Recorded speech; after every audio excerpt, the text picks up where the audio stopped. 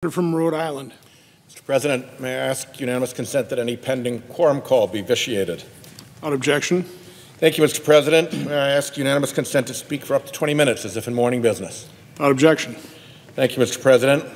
I am here for my 198th time to wake up speech with my increasingly dog-eared and beaten chart. My last two speeches focused on the, shall we say, peculiar role two of this country's largest trade associations play on climate change. They've got dozens and dozens of member companies that support action on climate change. Renewable energy now provides more jobs than fossil fuels, and lots of American manufacturing, yet the U.S. Chamber of Commerce and the National Association of Manufacturers spend millions and millions of dollars lobbying Congress against climate action, against renewables, and in favor of the fossil fuel industry. Go figure. In 2016, Senator Warren and I surveyed the 108 companies on the Chamber of Commerce's board, and we couldn't find a single one that would endorse the Chamber's anti-climate lobbying. Not one. Many of these companies had very public pro-climate positions. None said they had even been consulted by the Chamber about the Chamber's anti-climate crusade. And the U.S. Chamber of Commerce's war on climate action isn't just in lobbying Congress, it also spends tens of millions of dollars in elections using political attack ads to sink pro-climate candidates. So I asked in my last speeches why the Chamber and NAM advance the special interest of the fossil fuel industry, opposing climate action, ignoring their own pro-climate members, and turning their backs on the whole renewable energy and green technology economy. Why indeed? Well, today I'd like to talk about a fossil fuel trade association, the American Petroleum Institute, API. API is a slightly different beast than the Chamber and NAM. It represents the oil and gas industry. You wouldn't expect it to care about renewable energy or green technology. API's policy positions should align with the big oil companies that it represents. But it gets complicated. It gets complicated because the big oil companies all claim to support action on climate change. Here's what ExxonMobil claims: the risk of climate change is clear, and the risk warrants action. In 2009, then Exxon CEO Rex Tillerson said the company supported a price on carbon. That's supposedly ExxonMobil's position today. And here's Shell on carbon pricing. The transition to low-carbon solution is best underpinned by meaningful government-led carbon pricing mechanisms. On the Paris Agreement, Exxon publicly supported the Paris Agreement, as did Chevron, as did Shell, as did BP. In addition, BP and Shell signed on to an initiative to eliminate methane flaring. So summing up, all of the major oil companies supported the Paris Agreement. 3 out of 4, including ExxonMobil, the big kahuna, publicly support putting a price on carbon emissions, And 2 of them even support eliminating methane flaring. So, where is the American Petroleum Institute on these policies? Let's start with the Paris Agreement. API funds a group called the American Council on Capital Formation, which, along with the Chamber of Commerce, funded the debunked study claiming that the Paris Agreement would cause massive job losses and huge costs. This debunked report was cited by President Trump as justification for withdrawing from the Paris Accord. So API funded the report used as a basis for withdrawal. But wait, it gets better. The authors of this API-funded study are the same 2 characters that API hired way back in 1997 and 1998 to write similar reports critical of the Kyoto Protocol. The Kyoto Protocol, of course, was violently opposed here in the U.S. Senate by the fossil fuel industry and API. So here we are 20 years after Kyoto, and API used almost exactly the same playbook, even the same personnel against the Paris Agreement that they had used against the Kyoto Accord, except that this time API paid for the report through a front group to hide API's hand in torpedoing the Paris Agreement. How you relate that to the stated position of the 4 oil majors for the Paris Agreement, you'd have to ask API to explain. So now let's look at API's position on carbon pricing, which 3 out of those 4 oil majors say they support. API's president has claimed that his organization doesn't have an official position on carbon pricing. But if you take a look at API's website, it is loaded with comments critical of putting a price on carbon. And API also funded yet another study claiming that a price on carbon emissions would be bad for the economy. On the issue of methane flaring, API out front led the charge against Department of Interior and Environmental Protection Agency rules.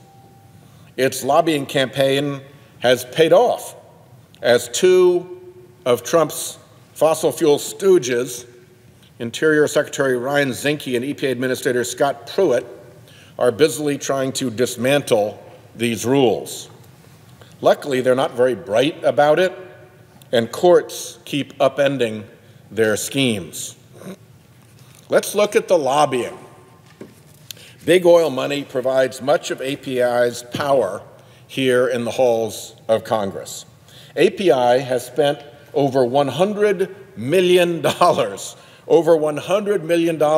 lobbying the federal government. And apparently, its lobbying goes against the wishes, as stated by its biggest clients, the 4 oil majors. And if you look, there's a big bump up in 2009 and here through 2016, the Obama years, when they wanted to go in and stop all kinds of progress on climate change. We all know in this building, we all know perfectly well that API is not here lobbying for a price on carbon.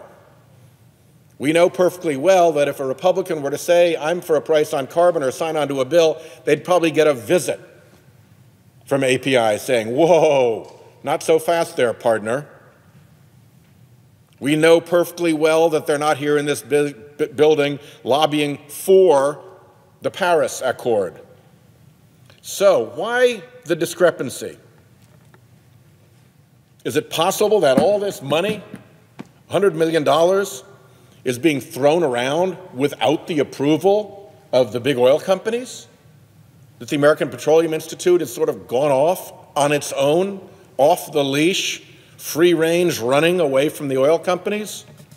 It is a puzzlement this vast gulf between the pro-climate policies the oil majors say they support and the anti-climate policies the APA lobbyists support.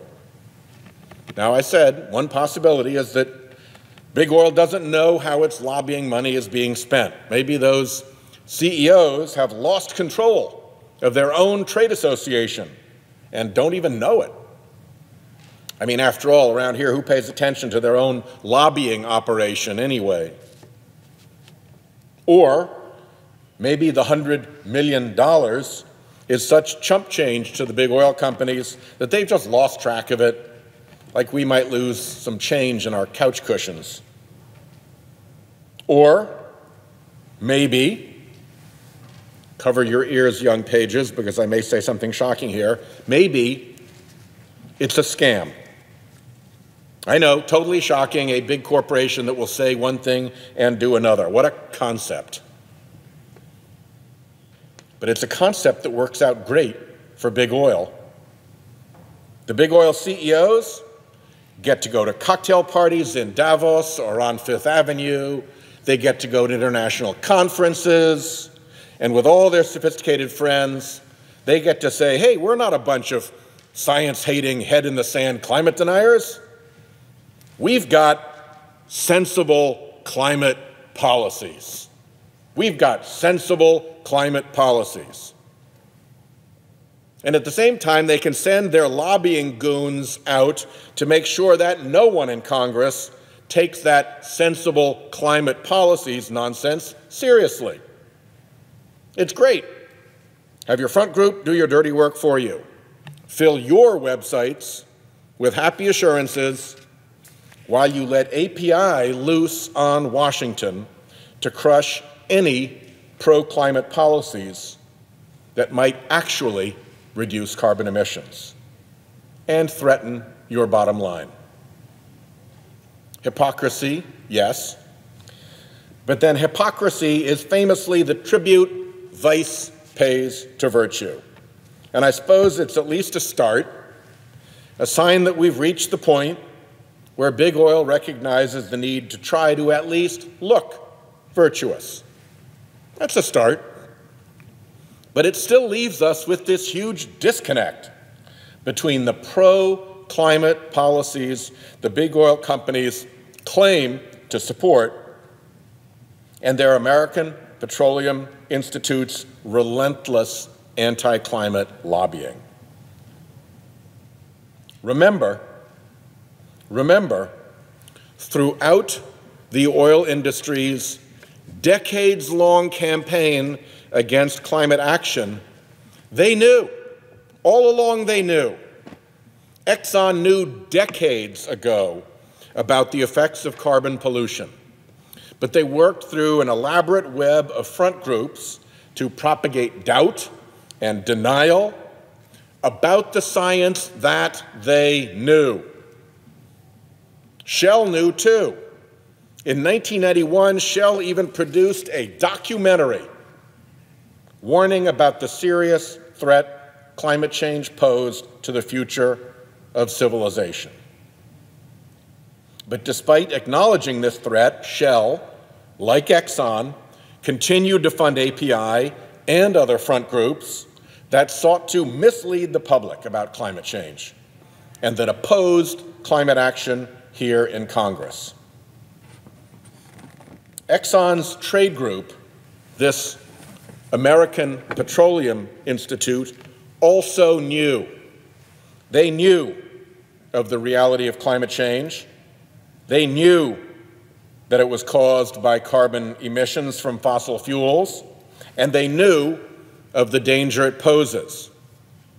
Way back in 1959, almost 60 years ago, API was warned by an eminent scientist that if we kept burning fossil fuels, we would increase the concentration of carbon dioxide in the atmosphere.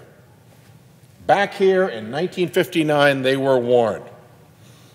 That was the prediction that they received, that it would warm the atmosphere, melt the ice caps, and submerge coastal cities and towns, as we're beginning to see along the Florida coastline right now.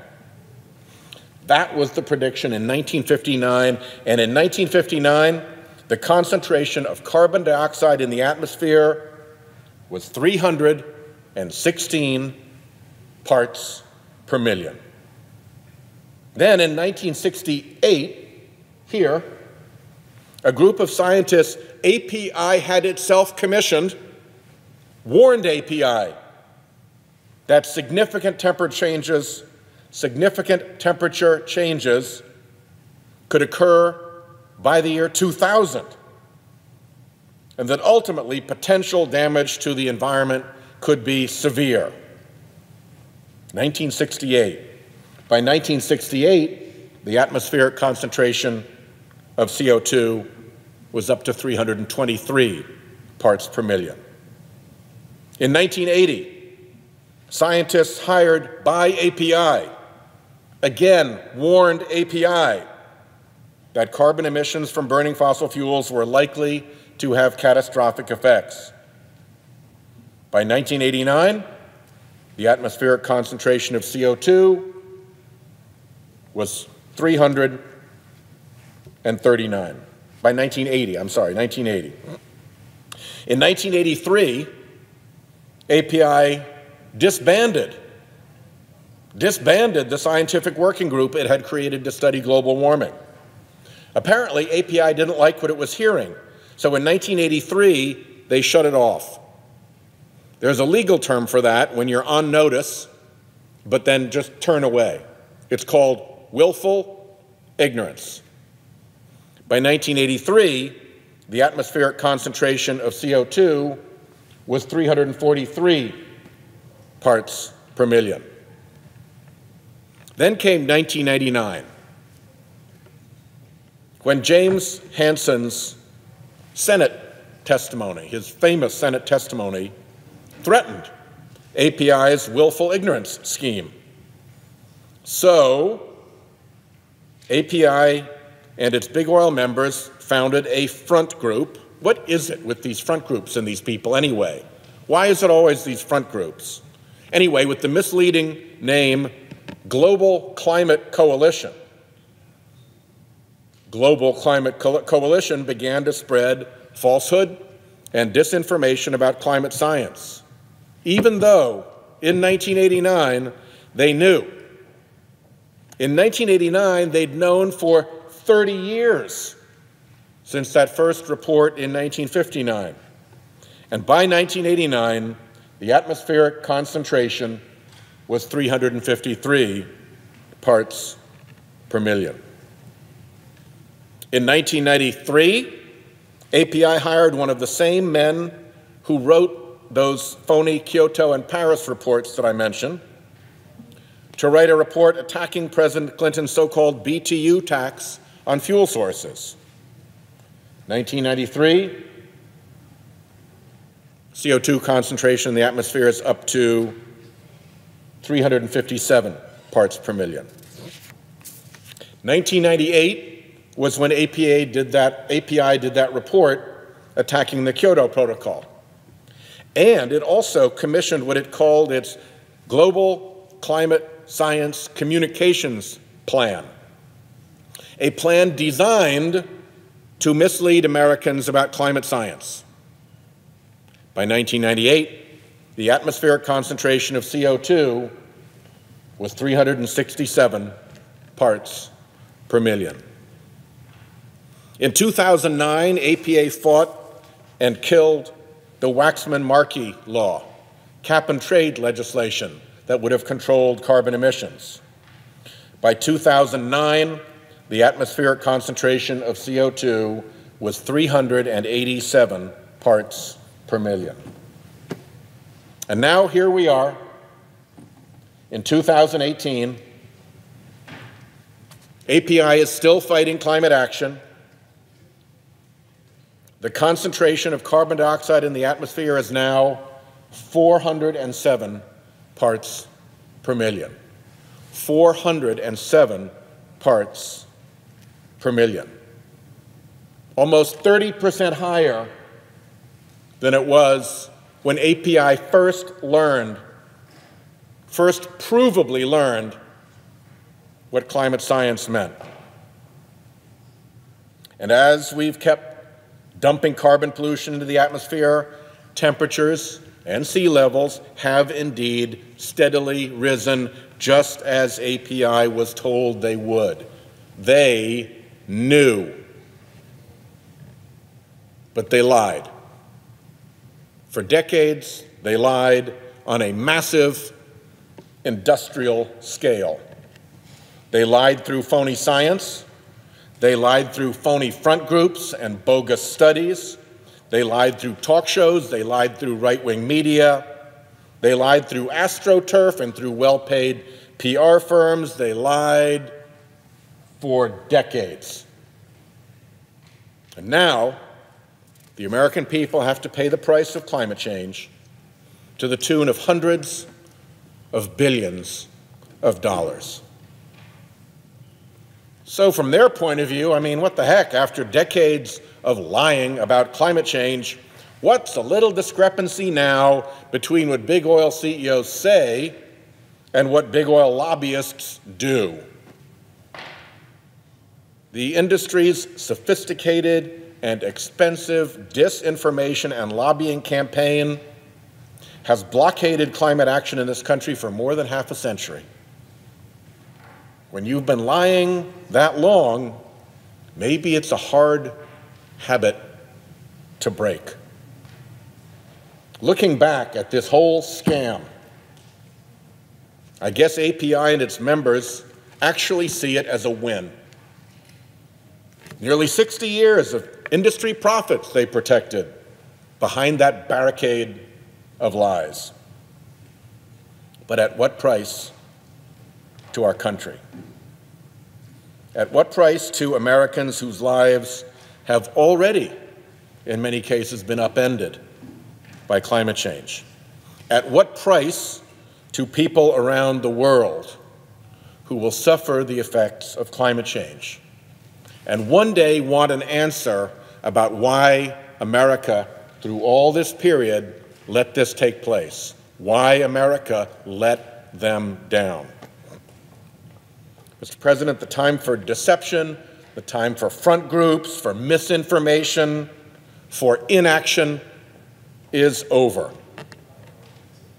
API and its fossil fuel allies over at the U.S. Chamber of Commerce and the National Association of Manufacturers have blocked climate action here in Congress long enough. Look at the price we paid. Look at the price we paid to allow the fossil fuel lobby to dictate climate policy in this great body. 407 parts per million.